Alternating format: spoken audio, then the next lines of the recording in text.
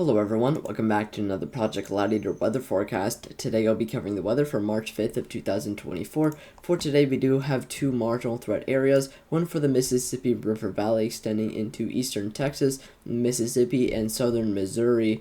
For the southern half of the marginal threat, that does include eastern Texas, Louisiana, and Mississippi. The severe risk for this has mostly run out for today, so I will not be covering this.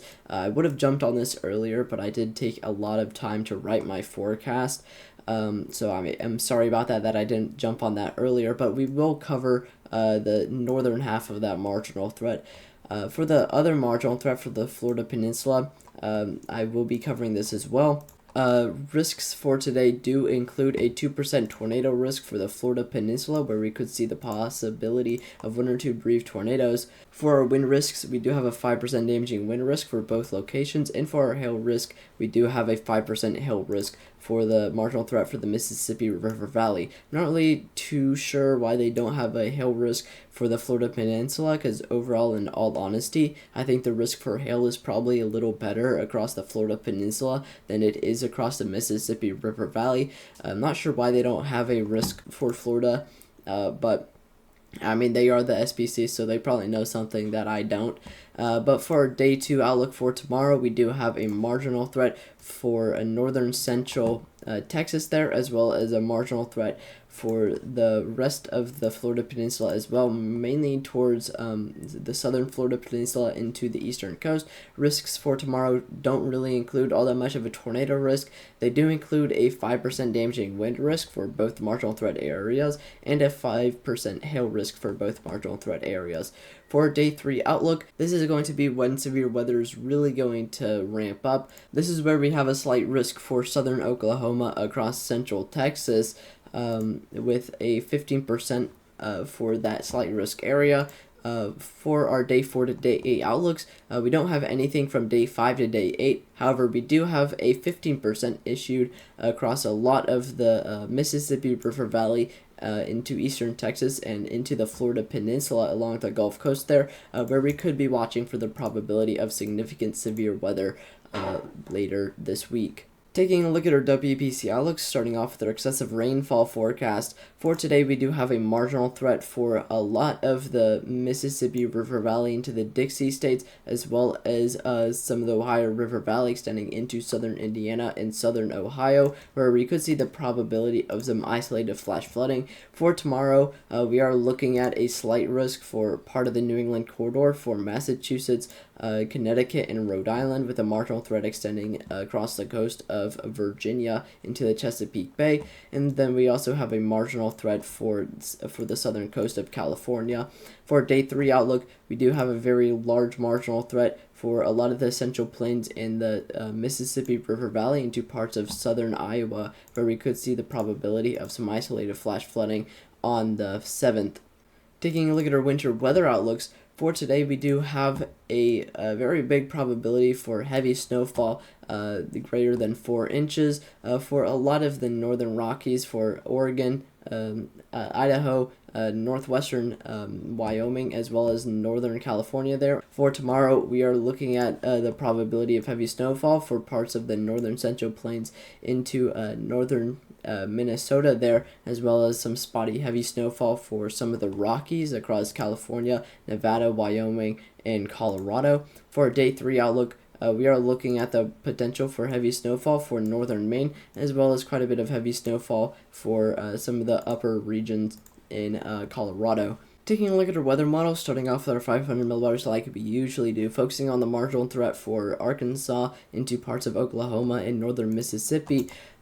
We don't really have a whole lot of upper air support here. We were looking at a trough earlier, which is advecting out of the Gulf of Mexico, which was supporting the risk for severe thunderstorms earlier today across the southern Mississippi River Valley for the southern half of that marginal threat. However, we aren't looking at any sort of upper air support for the Arkansas region. We are mainly expected to see severe thunderstorms that are going to fire off along the stationary front, which should slowly turn into a cold front and progress across the region of concern later this afternoon, which should fire off those storms. However, with the lack of upper air support, we shouldn't see any directional shear, so we shouldn't see anything of the sorts of a tornado risk, but we should definitely see a damaging wind risk out of this. Taking a look at the marginal threat for the Florida Peninsula, we are mainly watching the subtropical jet in the southern portions of that trough. The trough is expected to be mainly out of the area, but we are mainly looking at a currently ongoing MCV in the Gulf of Mexico here. Sorry, an MCS. That is going to ride the subtropical jet and continue to work its way towards Florida and impact Florida later this afternoon. This is definitely a very decent subtropical jet, upwards of 50 to 60 miles per hour in mid-level flow, and that is supporting in keeping this MCS ongoing for such a long time, and should definitely provide it with quite a lot of speed shear, at least some speed shear, to give it the potential for hail. And then we'll also have to take a look at our low-level jet for directional shear. Taking a look at our 700 millibars, mainly focusing on what type of shear we are expected to see come out of this. We are definitely seeing a fairly weak but existent low-level jet from the trough that is across the southern Dixie states in the Gulf Coast. So we are seeing, again, very weak 700 millibar flow. This is a very weak low-level jet, but it is definitely not nothing, and it should definitely provide us with at least a little bit of storm relative velocity and a little bit of directional shear, and should definitely support the risk of some spin up in the atmosphere and the potential for a tornado or two across this region. Again, this low-level jet is very weak and isn't really the best, so overall the tornado risk should be fairly limited for today. Taking a look at our 200 millibars here so we can get an idea of what the speed shear is going to look like with our 200 millibar support, and what we are expected to see as far as defluency. Defluency is when those isobars spread apart from each other, and that kind of creates a void in the atmosphere. So if we have a void in the atmosphere in the upper levels of the atmosphere, then it will take air from the mid levels and the low levels, and it will rise upward to fill that gap, and that's how you get a wide scale lift across a large area. But as of right now, it doesn't really look like we are expected to see a whole lot of defluence. We are expected to see at least some sort of defluence here where our isobars spread apart, which may create a little bit of a void. However, overall, we aren't really seeing too much defluence, but that little bit of defluence may be able to help a little bit. However, as far as our speed shear, we are looking at 200 millibar flow, upwards of 80 knots here.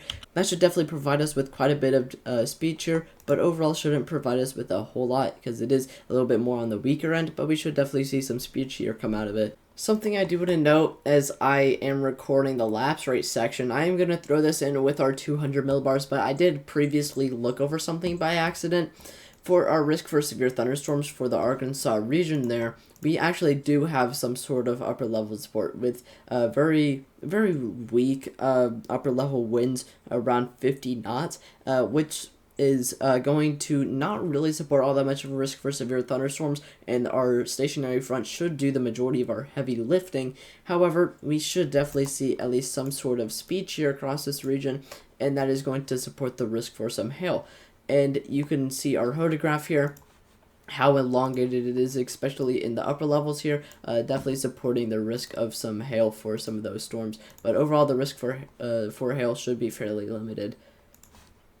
Taking a look at our composite reflectivity, I'm going to be going over the when and where you should be able to see our severe thunderstorms for the marginal threat for Arkansas today. And then for the second half of the video, I'll go over the risk for severe thunderstorms for the Florida Peninsula. Timestamps are in the description if you do want to choose where you do want to look.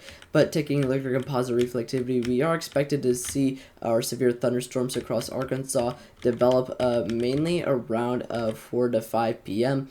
And then they should continue to progress across the Arkansas region, but we may also be able to see a little bit of development into southern Missouri there. Our storm should begin to get close to the Little Rock area and may impact if there is a storm far enough south around 10 to 11 p.m. However, as they do move into the northern Mississippi region around 3 a.m. In the very early morning of tomorrow, they should die out really quickly. Taking a look at our bulk shear while we're on the topic of shear, now that we've gone over our entire upper level setup, For today, we are mainly looking at very little shear whatsoever, especially at speed shear because of the lack of upper level support. We are looking at shear that's going to be mainly around the teens, maybe able to get up to the 20s in some areas, but should mainly stay around the teens. That's going to be very bad for shear and should definitely not support any sort of hail risk for today.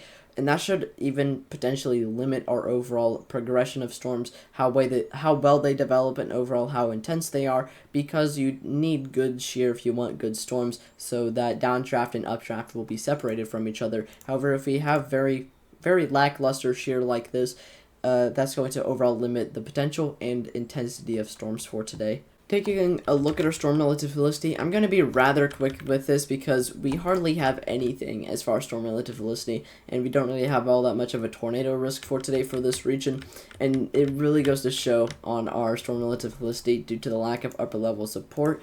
Again, we have storm relative velocity values are basically non-existent because we don't have any upper level support whatsoever. So our hodographs should not only be very straight across this region, but should also be very compact. They shouldn't curve whatsoever, and they should be very confined to a small area.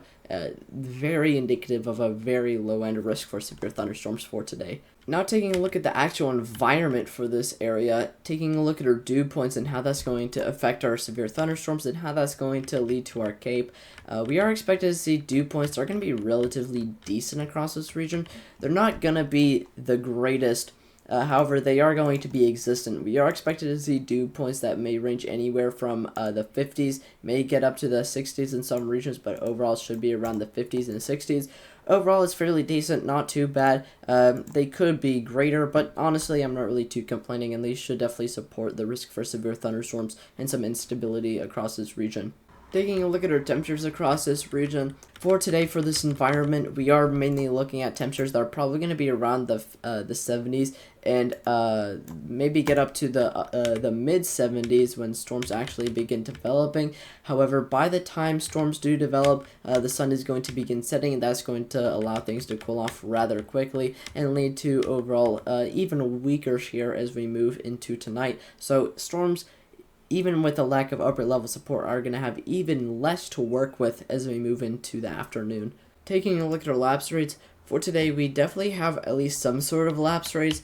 We don't really have the best lapse rates across this area, but at least it isn't nothing where it's below 6. So our weak lapse rates should overall help with a couple of things. Lapse rates do kind of mean some convective inhibition to a certain extent, but I will show you our convective inhibition. I will also show you our 700 millibar temperature advection, and why we don't really have a whole lot of sin or an elevated mixed layer, but we should definitely see some sort of sin come with these lapse rates. Should definitely help with the overall explosiveness of storms and the robustness of storms, and should definitely help with our cape values a little bit. Taking a look at our temperature advection at 700 millibars, so we can kind of get an idea for our convective inhibition and the potential for an elevated mixed layer across this region and how that's going to affect our storms for today. Across the Arkansas region, we aren't expected to see really anything as far as temperature advection, with our trough being down here and it kind of being mainly zonal, and again, further down to the south where it's not really affecting the region, we don't have a whole lot of warm air advection, or really any warm air advection out of the south or southwest.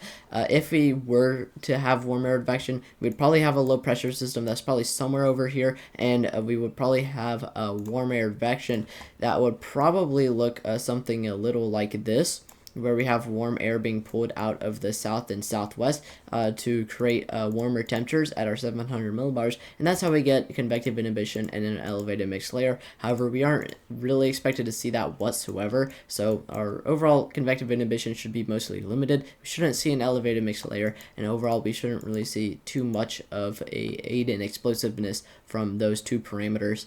Taking a look at our convective inhibition across this region, now that we've taken a look at our 700 millibars, we are expected to see a little bit of convective inhibition along that front. We typically do to a certain extent. However, across the region as a whole, we don't really have a whole lot of convective inhibition because we don't have really any warm air advection. And we are expected to see our convective inhibition increase as we do move into the late afternoon. However, this is going to be more so associated with the lack of instability, the lack of surface instability as we move into the late afternoon, and not really with an increase of our 700 millibar warm advection. We shouldn't see more explosive storms as the result of SIN increasing, but we should see overall decreasing storm potential as SIN increases later tonight into the early morning of tomorrow. Finally, culminating this all together so we can take a look at what our instability across this region is expected to be like, starting off with our most unstable cape. So keep in mind that this doesn't take into account our surface instability. We are expected to see some fairly decent most unstable cape across this region as we do move into the spring season. We see much warmer temperatures. We are seeing much better instability slowly across the entire United States as a whole. For this region, we are looking at most unstable cape that is going to be around the 1000s, may get into the the mid 1000s to the upper 1000s, may get very close to the 2000s. Earlier model runs were indicating that we may be able to see some spotty 2000s like here. Like this model run also has that, so we shouldn't really have a problem with instability whatsoever. It's mainly our upper level support that we're having issues with, and our shear. But regardless of shear, we should definitely see the potential for at least a very low end hail risk with whatever 200 millibar support that we have in that very weak speed shear from our 200 millibars, as well as the potential for damaging wind gusts across this region. Taking a look at our surface instability, so we can take a look at if storms are going to be surface-based or elevated. The majority of our most unstable cape is translating down into our surface instability, so our surface instability should be fairly identical across this region, at least for the afternoon when storms develop. Surface instability should be almost identical to our most unstable cape, and should definitely lead to surface-based storms. Storms shouldn't be elevated until later tonight whenever we see heating decrease, SIN increase, and overall instability and the risk for severe thunderstorms decrease as we move later into tonight. So storms, what if storms still exist across this region, which they may. The lack of surface instability as we move into the late afternoon will make those storms elevated and should cut them off from fuel at the surface level.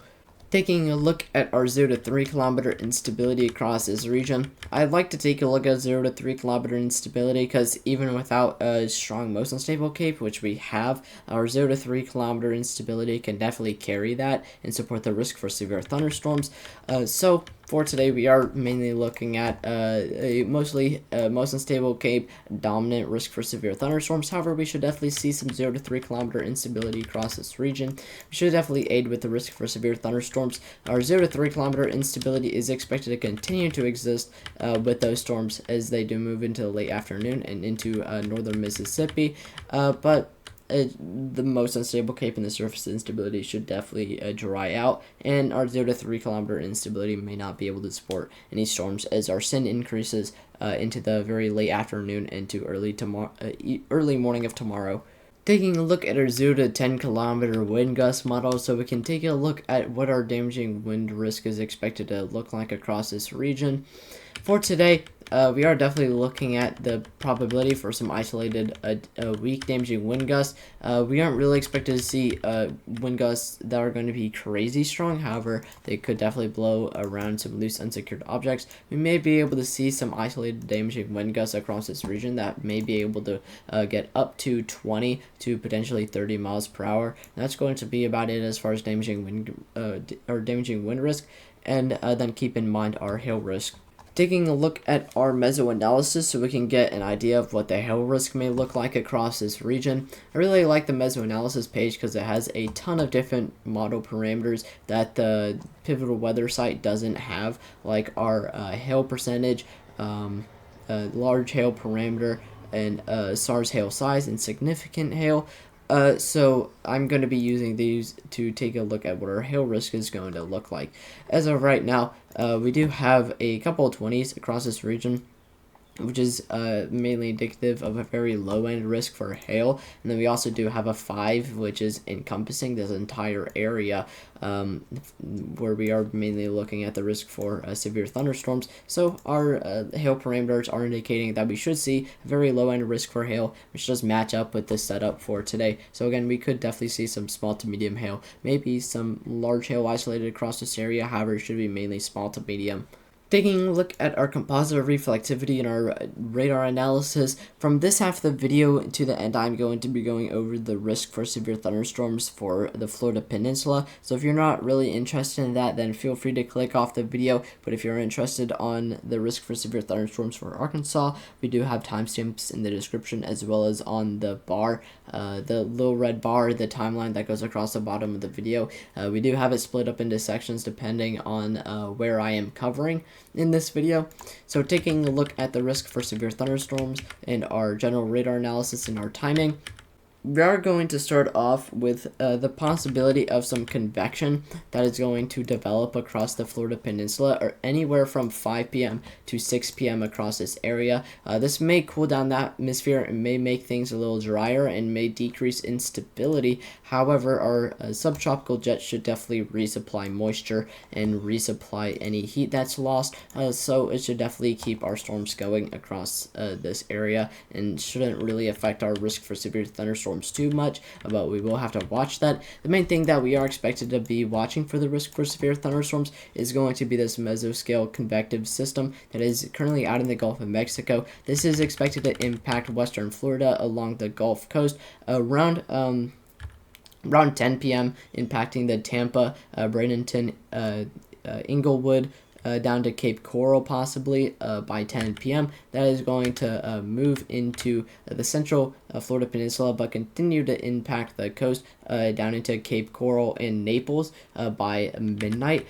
And then as that does move into the Atlantic Ocean, for the northern half of it, the main portion of it, the central portion and the southern portion of the system is expected to be impacting the southern Florida Peninsula, including West Palm Beach, maybe Fort Lauderdale, Marco Island, and maybe impinging on Miami and Homestead by 3 a.m. And then that should impact the Fort Lauderdale, Miami, Homestead, and then part of the Florida Keys by 5 a.m. And then we should see some development move into the rest of the Florida Keys by 7 a.m. That may also fire off some agitation back into the Gulf of Mexico, because that is going to leave a little bit of a stationary front back into the Gulf of Mexico. That may fire off a cluster of storms in the Gulf of Mexico, and that's going to lead to the risk for severe thunderstorms for tomorrow across the Florida Peninsula. Taking a look at the deep nitty-gritty of things, we're going to start off with our different shear parameters, and then we'll take a look at our instability and the environment for storms. We're going to be doing the same thing for the risk for severe thunderstorms across Arkansas. So starting off with our bulk shear and the risk for hail. We are expected to see some bulk shear across this region. It's definitely going to be much better than the bulk shear that we're going to see across the Arkansas region. We are expected to see speed shear or bulk shear values are going to be anywhere from 50 to 40 knots, which is fairly indicative of a overall low end risk for hail, because we don't really have a whole lot of shear, but it is definitely there. And then as that does move into the Florida region and the Florida Peninsula, that is going to continue with bulk shear values around 40 to 50 knots. So we should definitely see at least some sort of hail risk with some sort of shear across this region.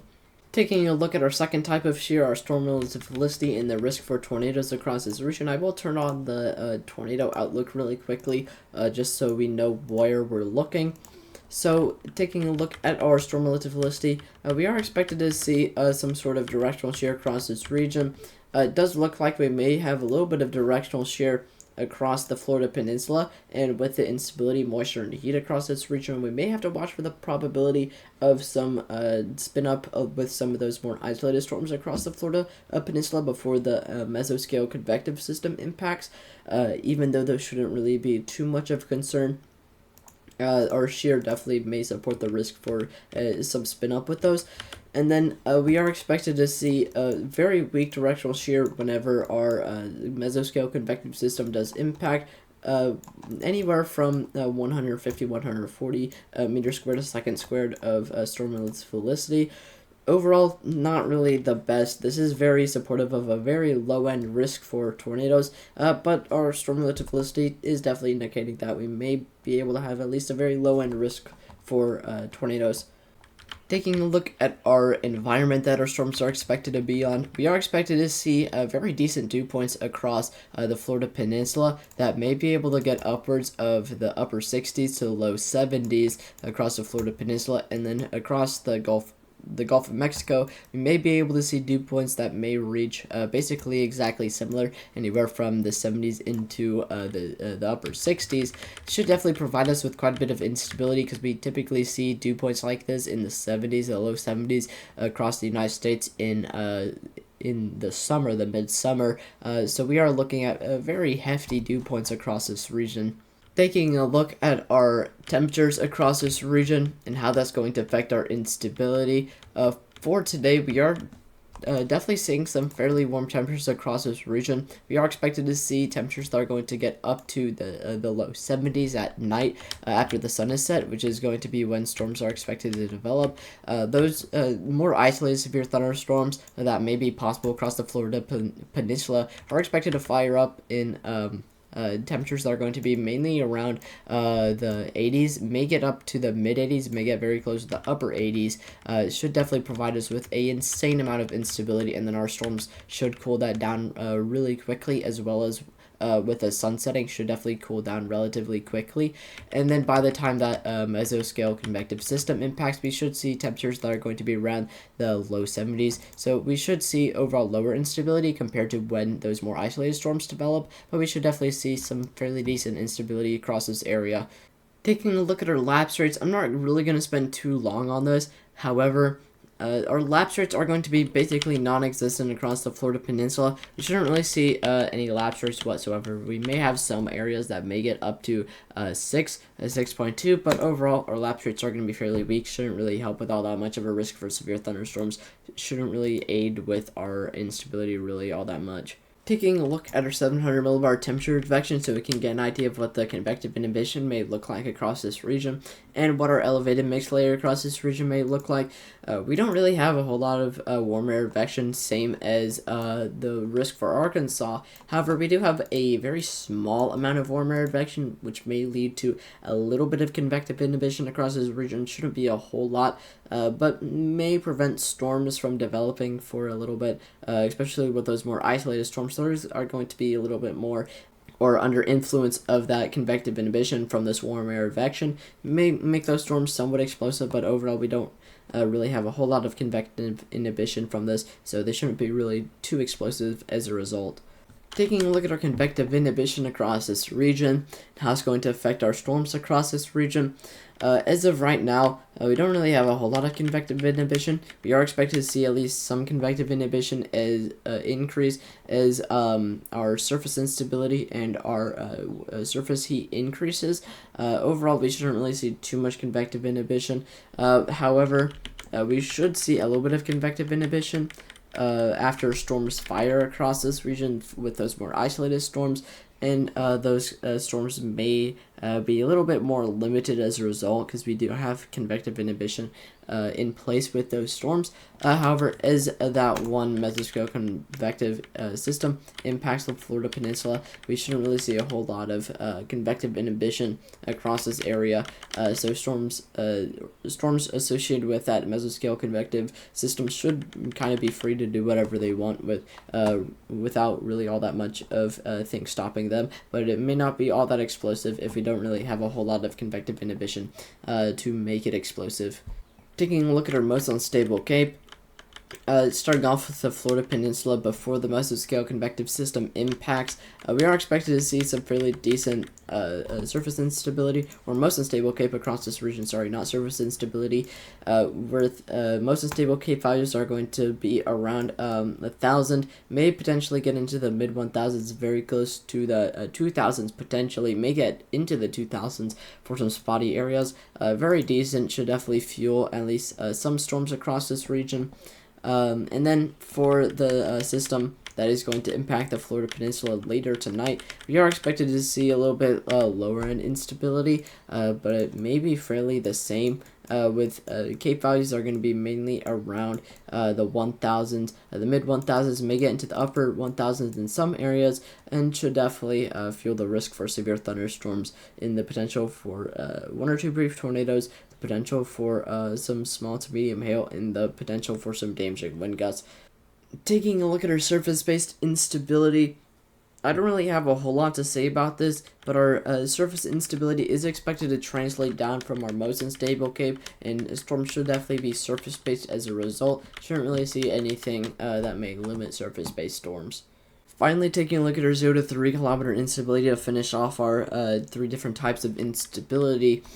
For today, we are expected to see quite a bit of 0 to 3 kilometer instability across the Florida Peninsula. We may be able to see 0 to 3 kilometer instability that may be able to get up to the upper 100s, and that 0 to 3 kilometer instability is expected to increase quite a bit as it does move into the eastern Florida Peninsula region.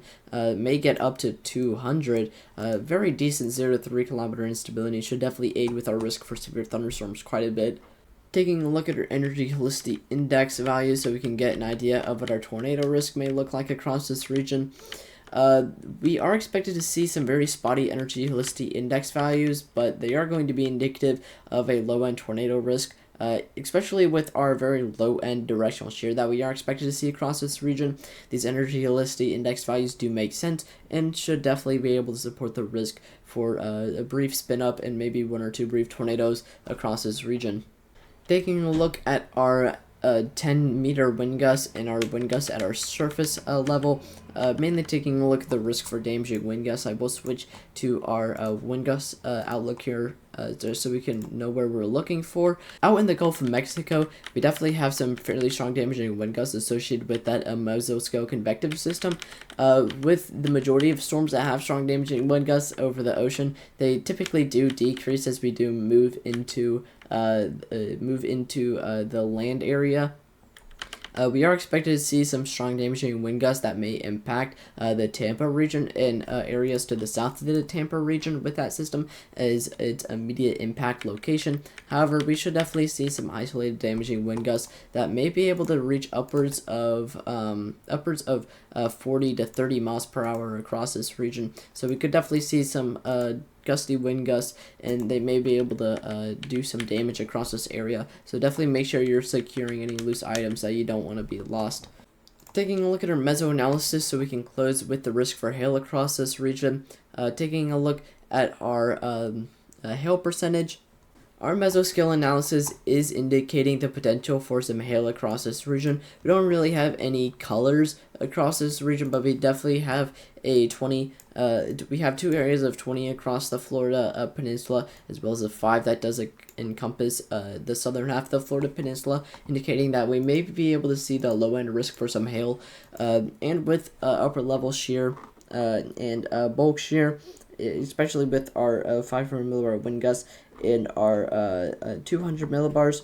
I'm not sure why we don't really have an area highlighted for some small to medium hail with a 5% hail risk, but I feel like it should be added based on what I've seen so far.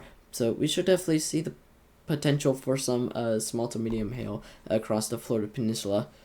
Now that I've told you the weather, please go down to the description and check out the socials for Project Gladiator and join the Discord for any updates on Project Gladiator. If you live in any of the areas I covered for today, please stay weather alert for the time being. If you notice that anything might have been wrong with this forecast or you'd like to make a suggestion or ask a question, please leave a comment. 3 other channels that I highly suggest you to check out are One Nation Weather, Weather Watcher, and JaxonWX. Weather Watcher does make videos for Europe if you are interested in those, and hopefully I'll be able to see you guys on Wednesday with the Wednesday update.